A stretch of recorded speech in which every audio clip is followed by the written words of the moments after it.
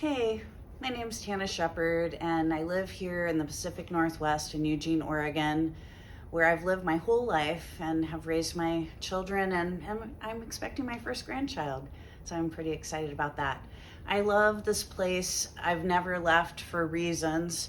It's really beautiful here. From the moment I was a kid roaming around in the neighborhoods, in the, places where there weren't homes that there are now. Lots of changes when you live in the same place. You have a perspective that's maybe different than people that have bounced around and don't have generations behind them in the same place.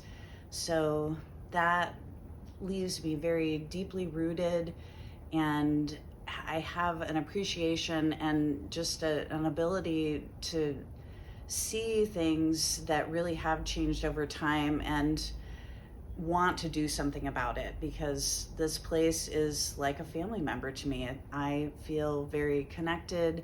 I am part of the living system here. I'm not more than that. I've always known that since I was a kid, having family that got us outside. The era of like, go outside and don't come back till dinner, that was a gift.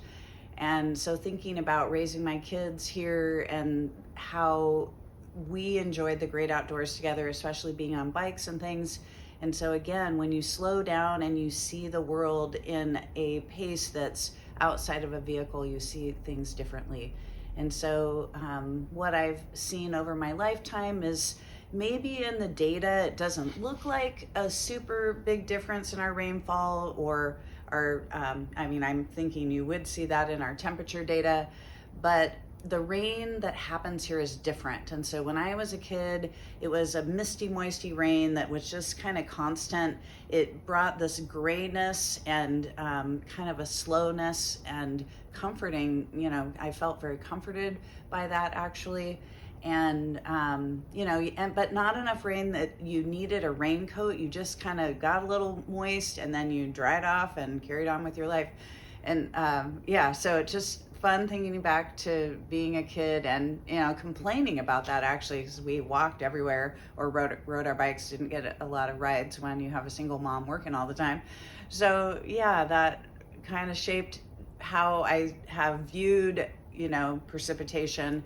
I can still really smell it when it's coming. I often can, override a weather report with my amazing nose for rain. So that being said, the last several years, especially since the pandemic, have really been glaring. We have, with our different kind of rainfall and really a decreased snowpack here in Oregon, we are having significant wildfire issues that are year-round now. When I was a kid, of course, we had forest fires. We called them forest fires then. Smokey the Bear warned us, to be careful with our fires, as he still is doing today. And so we did have fires. Obviously, we have lightning. Lightning starts fires. But now with the weather changes, we have more lightning than we've had before, so more strikes, more fires. We have more humans out in our forest lands enjoying them, and with dry grasses and even just parking a car over dry grass, fires can start. And so really it's become a major air quality issue. We now have an F on the air quality report from the Lung Association due to stagnant air in our winters, because we're at the end of a valley here, and also because of particulates from residue from wildfire.